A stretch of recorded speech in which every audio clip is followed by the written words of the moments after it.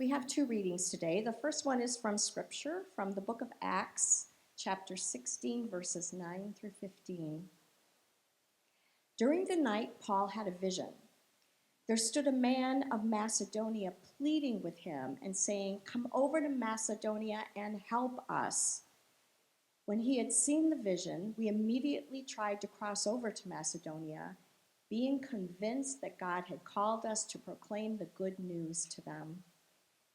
We set sail from Troas and took a straight course to Samothrace, the following day to Neapolis, and from there to Philippi, which is a leading city of the district of Macedonia and a Roman colony. We remained in the city for some days.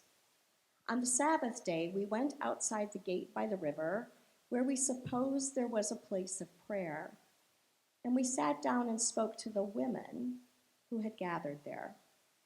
A certain woman named Lydia, a worshiper of God, was listening to us. She was from the city of Thyatira and a dealer in purple cloth. The Holy One opened Lydia's heart to listen eagerly to what was said by Paul. When she and her household were baptized, she urged us, saying, "If you have judged me to be faithful to the Holy One, come and stay at my home." And she prevailed upon us. We also have a poem this morning from Jan Richardson. Blessed are you who bear the light in unbearable times, who testify to its endurance amid the unendurable, who bear witness to its persistence when everything seems in shadow and grief. Blessed are you, in whom the light lives, in whom the brightness blazes, your heart a chapel, an altar where in the deepest night can be seen the fire that shines forth in you in unaccountable faith, in stubborn hope, in love that illuminates every broken thing it finds. For the wisdom contained in these holy words, we give thanks. Amen.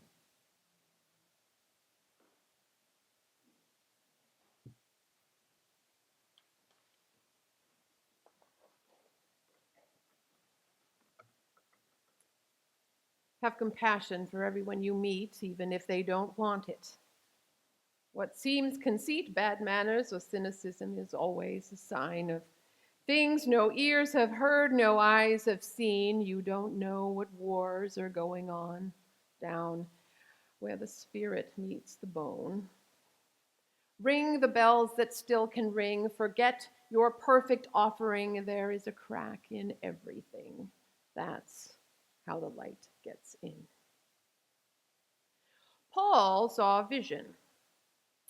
There stood a man in Macedonia pleading with Paul, "Come over to Macedonia to help us." So Paul and Barnabas and the group immediately began the journey to Macedonia. They came to Philippi.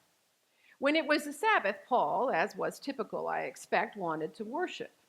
Since there was likely no synagogue to be found, he wandered down to the river, where he expected to find people praying. And sure enough, Paul didn't find a man to welcome him like he had seen in the vision. Oh no, Paul encountered a group of women. One of those women was Lydia, and she wasn't from Philippi. She was from a city in Asia to the east. She was a God worshiper, a Gentile most likely, and she was a businesswoman, a dealer in the most expensive type of cloth, purple cloth, and she was the head of her own household. Such an unusual circumstance for a woman to be the head of the household and economically independent. Lydia listened to what God was saying through Paul's words, and she and her whole household were baptized. That was the custom. When the head of the household was baptized, why, everybody in the household was baptized. Lydia then invited Paul and Silas to stay with her, insisted, in fact, that they stay in her home. "If you have judged me to be faithful to the Holy One, she said, "Come and stay at my home." And they did. Now that's where the lectionary leaves us this morning, but Lydia's story is not over. If we make our way into next week's lectionary text, we encounter Lydia again. There is one sentence, actually a partial sentence, at the end of the 16th chapter that might easily be overlooked next week. Yet it is in these few words that we realize the faithful actions of Lydia. Let's just pop over there for a second. During their stay with Lydia, Paul and Silas got into trouble. They healed a woman who was the property of, who was owned by some of Philippi's businessmen. I hope you heard me say that. This woman who had the spirit of divination made these businessmen a whole bunch of money through fortune telling. When she was healed, it was said, her owners saw their hope of making money was gone. As you might imagine, the businessmen were angry. They seized Paul and Silas, dragged them into the marketplace before the magistrates, and accused them of disturbing the city. The crowd joined in, attacking Paul and Silas. The judges had Paul and Silas stripped and beaten in public and then thrown into jail. Many of us know the rest of this story. We'll talk more about that next week. For our purposes today, we'll focus on the events that unfolded after Paul and Silas were released from prison and told to leave the city. We'll focus on that partial sentence at the end of the chapter. Here it is. After leaving the prison, they went to Lydia's home. Paul and Silas went back to Lydia's home. What's so important about that, you ask? Well, let me explain. Imagine for a moment what it meant for Lydia to open her door to Paul and Silas, to hear the knock on the door, look to see who was there, realize it was Paul and Silas who were just released from prison, and then make the decision to let them in. You see, it would have been wise for Lydia to distance herself from her house guests because as a businesswoman, a dealer in purple cloth, it was important to maintain good standing with the city's Chamber of Commerce. I imagine opening her doors to those traveling troublemakers and taking them back into her home must have riled the business community, a community who was economically threatened when their property was devalued. And when I say property, let me remind you, I'm talking about a woman, a person enslaved and used to make this business community money. It would have been economically prudent for Lydia to turn her back on her guest, to pretend she wasn't at home when the knock came.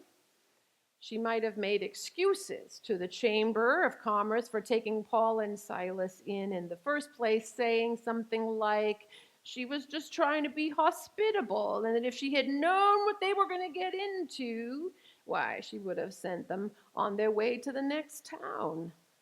She certainly would not have let them come back into her home. Lydia was bound to lose money because of her actions. I expect her customers were among the crowd who attacked Paul and Silas and might have boycotted her business in the future.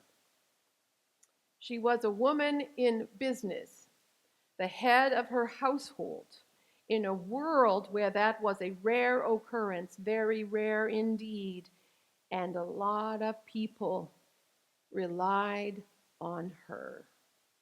Her extravagant welcome, choosing the side of the disturbers over Philippi's citizens, was not a great marketing strategy nor a wise business move.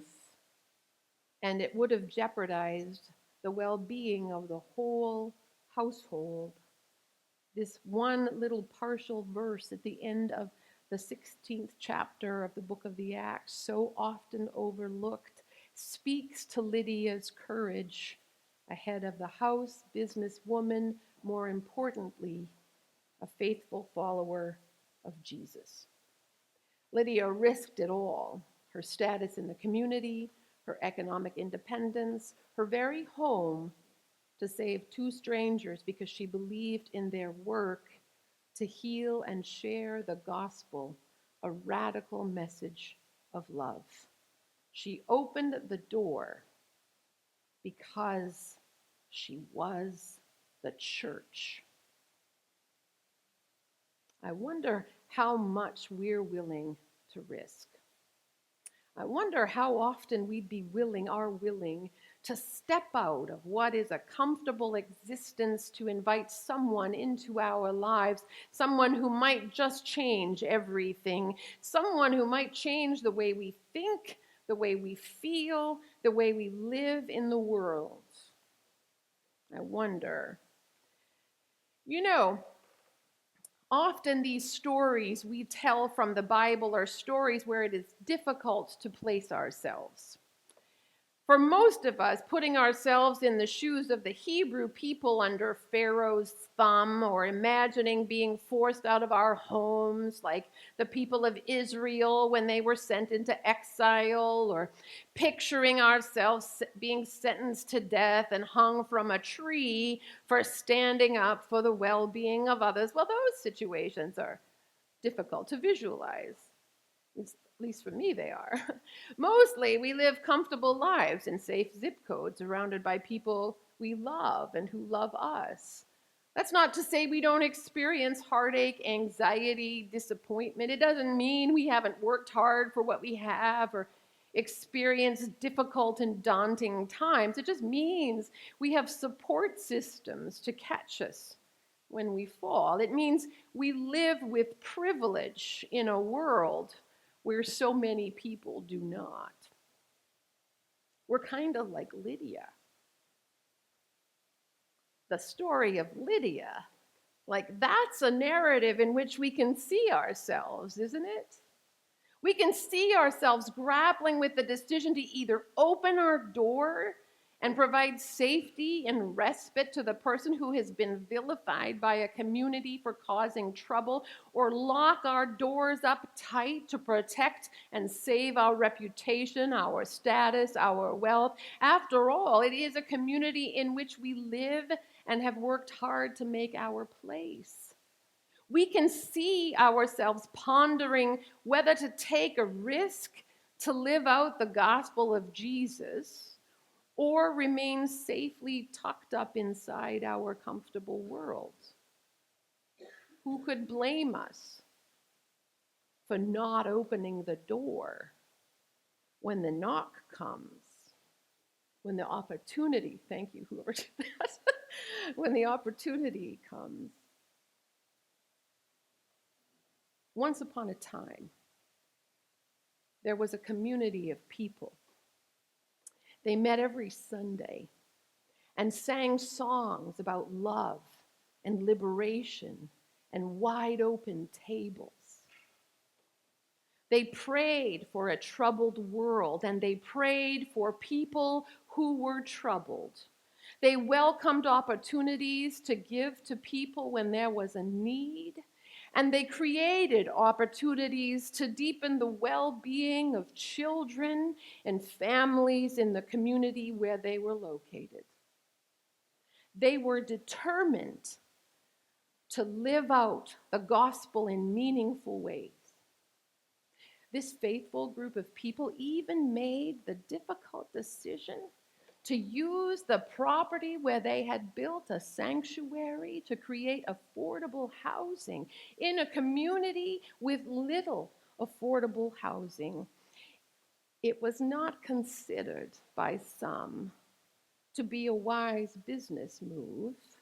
Some neighbors thought liberating the property to create affordable housing would negatively affect the value of property on the street by the church building. Some people worried about who would come into the neighborhood. Some worried about the change that would occur to the town if the housing were built. The decision was risky and daunting. The group of people moved ahead anyway.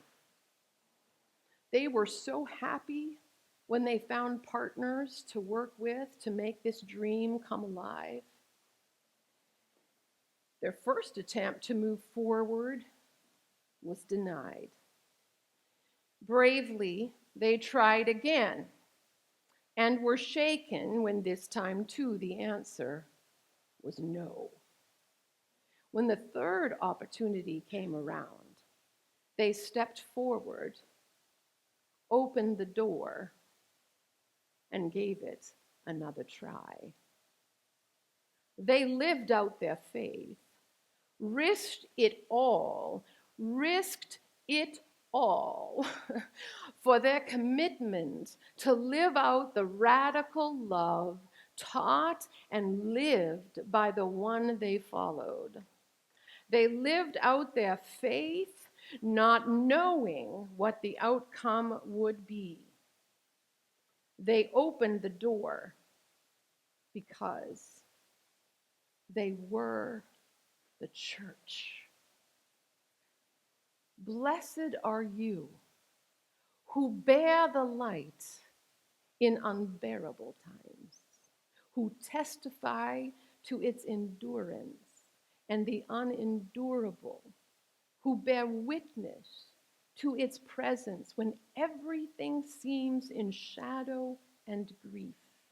Blessed are you, in whom the light lives, in whom the brightness blazes, your heart a chapel, an altar where in the deepest night can be seen the fire that shines forth in your unaccountable faith, in stubborn hope, in love that illumines every broken thing it finds. Blessed are you, O people who are the church.